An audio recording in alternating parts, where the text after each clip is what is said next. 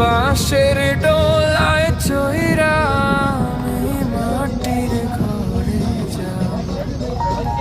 রঙের জামা খোলা যেদিন সাদা কাপড় পরব, বাঁশের ডোলায় চইরা আমি মাটির ঘরে যাব। ওরে আমার দয়াল মুর্শিদ রে,